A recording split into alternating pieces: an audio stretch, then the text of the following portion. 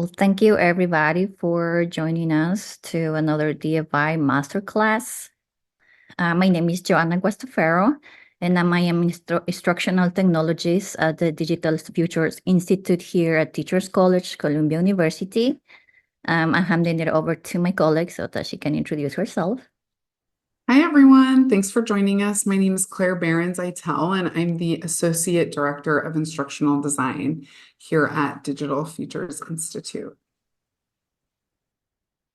We have a disclaimer. This is an unreviewed technology. The tools we're going to be talking about, the applications and the respective companies shared in this presentation have not been vetted or endorsed by Teachers College. Teachers College does not assume any responsibility for the accessibility, privacy, or security of these applications. The usage of these applications is at the sole discretion of the user, and Teachers College disclaims any legal liability associated with their usage. It is the responsibility of the users to conduct their own research and adhere to applicable laws, regulations, and best practices when incorporating these applications into their educational activities. We as facilitators are just AI users. We are not experts on these tools. Our agenda today, we are going to be exploring how to use generative AI for feedback.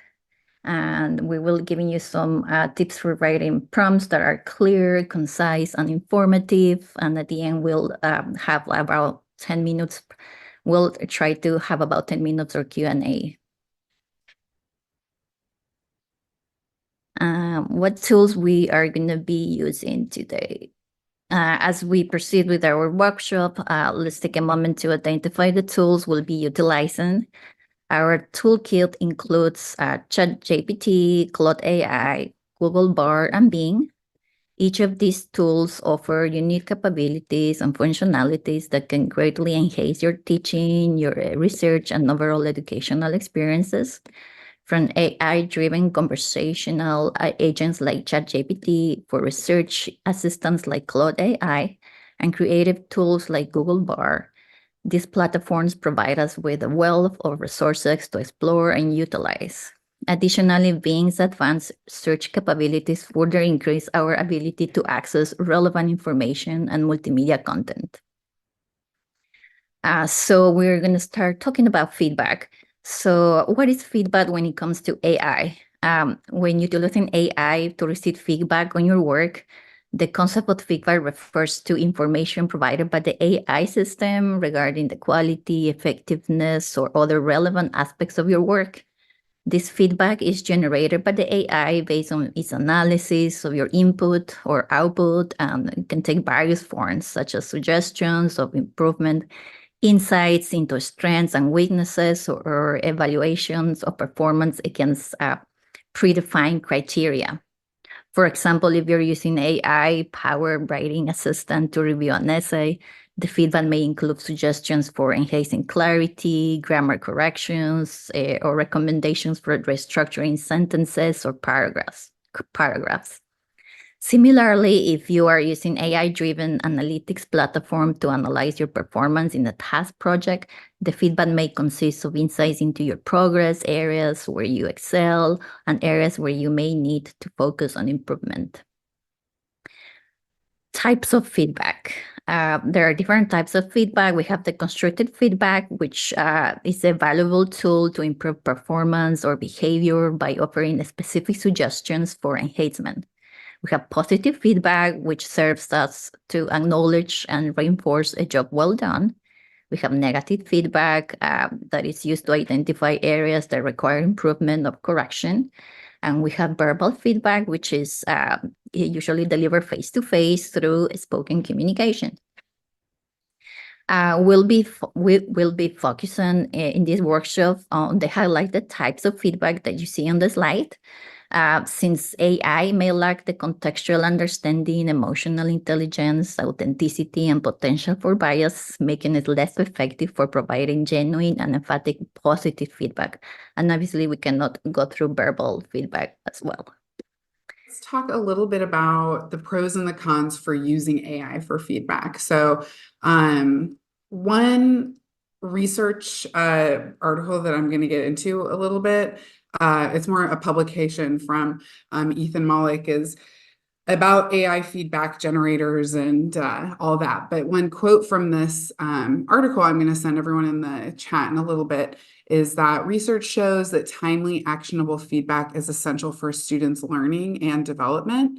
But providing consistent feedback, whether on draft work or ongoing projects, takes a lot of time that most educators don't have. To me, as somebody who used to be an elementary educator, I think this quote speaks a lot to the higher ed setting. I feel like in higher education, you don't see your students as much as when you're teaching elementary school, where you see them every day for 8 hours a day.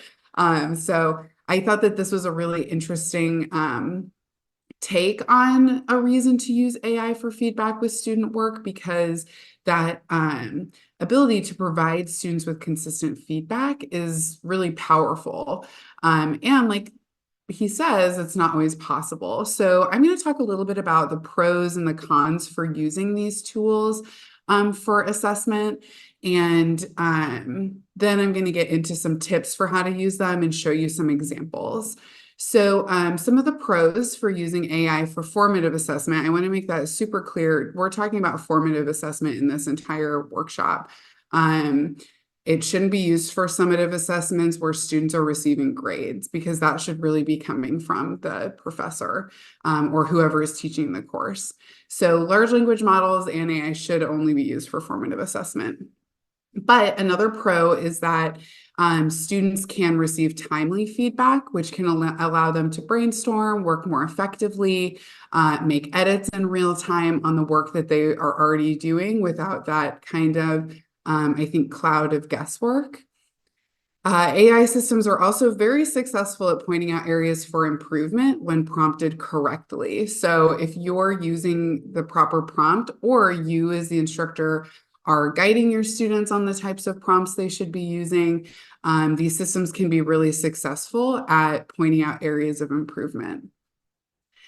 AI cannot and never will be able to replicate the knowledge that instructors have of their students. So I personally look at that as a pro. I mean, I think these systems should be used as a tool for learners when they're editing their papers, almost as if you were going to a writing center and they were giving you feedback on your work.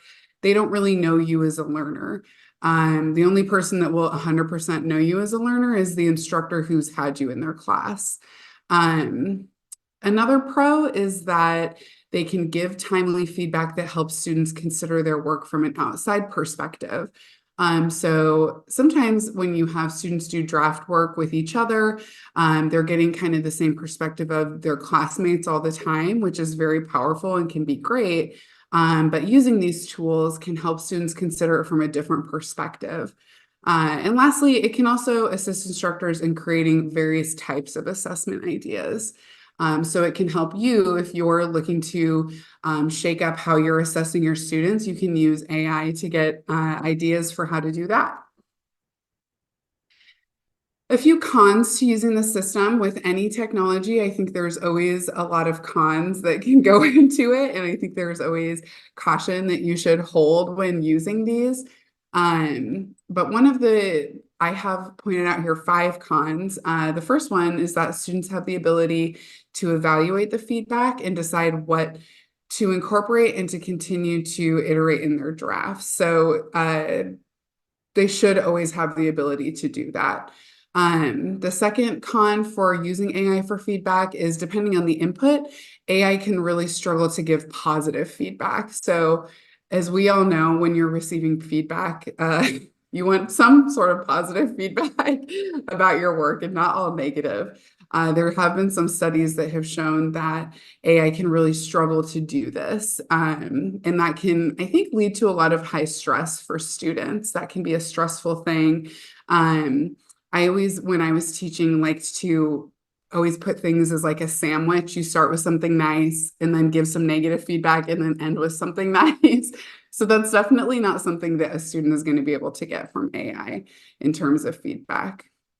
Another con is that students may become too dependent on these systems to receive feedback. So if they're using these systems every single time they're writing anything and they're never able to self-edit or self-correct or feel confident in their writing in a way that they can just submit it and say, yeah, this is good to me. I feel confident in what I've written without running it through these systems.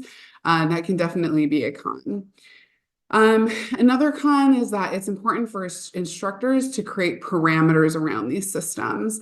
That's not a con in terms of what instructors need to do. I think that that is something that isn't really being done because not a lot of people really know how these systems work right now. So it's important to think, are my students using these systems for feedback? And if so, how can I create parameters for my students around doing so? And then lastly, it's important for students to have the knowledge of the domain in which they're writing about. If the students don't have the general knowledge, like they haven't done their readings for class, maybe they haven't been attending class, they probably don't know exactly what they're looking for out of a paper they're writing about the content that they may have missed. And as we all know by now with AI, there is a lot of false information that it can give to you. So if a student isn't the master of that domain or have some idea of a knowledge base that they should be working off of, then they could be submitting false work. They could be believing things that aren't true. These systems do hallucinate. So that's another con for using these is that students have to make sure that they have their own set of knowledge. These systems should never replace us as learners.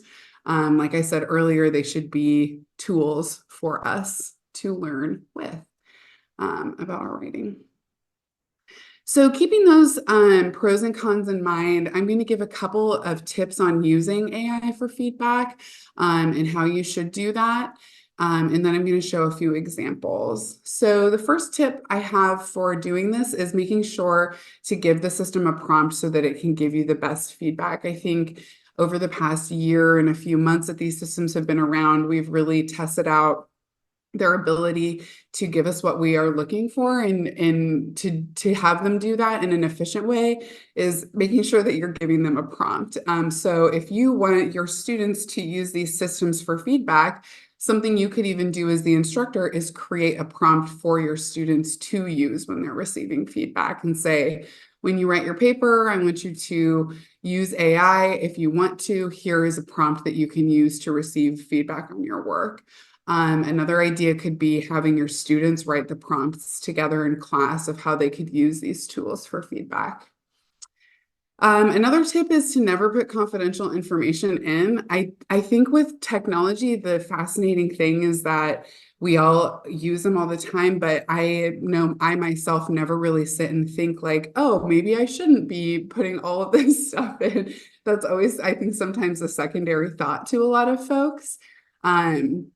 Whereas my husband is writing in cybersecurity, and that's like his first thought. So I feel like when you think about a student who's using these systems and who's seen ChatGPT around and Claude and things like that, they're like, oh, great, something I can feed all of my work into and it'll correct it and make it what it should be. They should use caution with that. While a lot of these systems do now have protections in place for content you're putting in, like you in ChatGPT can opt out of the information that they're storing, things like that.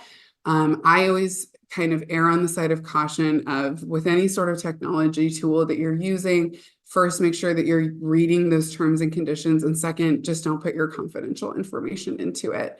So if they're using AI for feedback, writing some sort of research article, and they have personal data in that article, they should make sure to opt out of putting that in when they're feeding their system or their work into the system. The third tip is to make sure to take the feedback and evaluate the content to continue to edit your work. So never just copy paste it, put it in and say, okay, this sounds great, gonna submit this now. You should always take it into consideration and meld that feedback into what you're doing. Again, it's like if you went to a writing center or you were working with a classmate and they were helping you edit something, those are all suggestions. Some of their suggestions you're going to take and use to edit your paper and make it better. Some of them you're going to say, you know, that's not really my style of writing, or that's not really where I was going with the paper. So I'm going to leave that part out. So students should be able to develop that sense of, do I want to use this feedback? Don't I want to use this feedback? And then the last tip I have is to chunk out whatever you're looking for feedback on into small pieces. I myself, when using these tools for feedback, when testing out for this webinar and also just in general, I like to use it to help me correct my grammar, help me maybe make things flow a little bit easier. I found that when you chunk things out, and what I mean by that is if I had maybe like a 3-page paper, I would put in one paragraph and say, can you give me some feedback on how to make this paragraph better? Or I'm looking to correct the grammar inside of this paragraph. Can you do that? I have noticed that with a lot of these systems, when you put in a ton of information at once, it has a hard time giving you actually really constructive, good feedback because it's analyzing an entire document. And then just a little disclaimer here at the bottom is to make sure that you're only ever putting your own work into AI systems for feedback. If you're putting someone else's work into that system, making sure that you have that person's permission and tell them what you're doing with it. I think that's always like a good rule of thumb with anything you do is to never take someone else's work and feed it into other systems, unless you're working with them on a project and they know exactly what you're doing with it. So Joanna and I have a few examples here to show you of this. One of them is a really interesting article from the Harvard Business Publishing education that was written by Ethan Mollick. And he talks a lot about crafting an AI prompt that will elicit good feedback. So I'm going to actually put this into the chat so everyone can take a look at it if you want and can have it. We'll also send this out at the end of the workshop as well. But what I thought was interesting about this piece of information in particular is that he created a sample feedback prompt to use for the class. And as you can see, this prompt is very long and very extensive. You can actually look at it inside of ChatGPT. So what he's done here is he said, you're a teaching assistant who gives students effective, specific, precise feedback about their work. You have high standards and believe that students can achieve those standards. So he's telling the system what its role is in this loop of feedback that it's going to give the students. He also talks about urging the student to tell you more so that they are putting their knowledge in to create the prompt for themselves. He also mentions in here not changing the student's work. So he says, do not respond before the student does, do not answer for the student. Your role is that of a teaching assistant. Do not continue the conversation until the student responds. Do not proceed before the student responds. So that's the thing that we've noticed a lot about giving prompts for these systems is those do and do not statements and being very clear with those statements with your students. Do improve the student's work yourself and only give feedback, and your feedback with a question for the student that asks them how to plan to act on your feedback. So in this system that he's created, and he actually provides this prompt for his students, and you can see in the ChatGPT example, this working in action. So he puts this prompt in and ChatGPT then gets started and says, I'm your teaching assistant. I'm here to provide you with feedback on your work. Can you please share with me your grade level, whether you're in college, are you a professional? And then it continues from there. So you can read through this example, but I felt like this specific article was a very interesting way of the faculty member teaching their students, here's how to use these tools to receive feedback and not have them replace you as the learner. So I stuck that in the chat so everyone can take a look at it. Another example prompt for receiving feedback that Joanna and I have tested out that we've found to be very interesting is I would like for you to be an editor of an instructional video. I've actually used this one myself and it's been very helpful to me. Please read this script and give me feedback on how I can make the script more cohesive.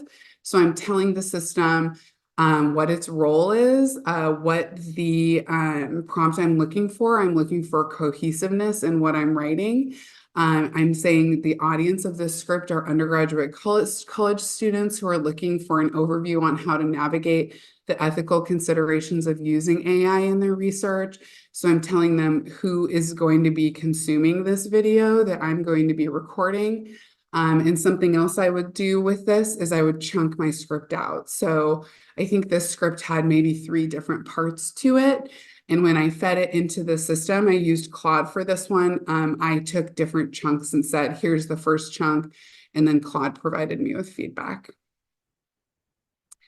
Another example of a prompt for creating an assessment. I know we've talked a lot about using these tools for formative assessment, but I think another really powerful way to use these tools is to help you as instructors, if you are an instructor, create assignments, because sometimes that I think can be a really difficult thing to do, is to come up constantly with creative assignments or different ways to get information across. Sometimes you're so focused on making sure that your students are learning that information that I think sometimes it's easy to say, just write a 2-page paper or contribute to this discussion board or something like that.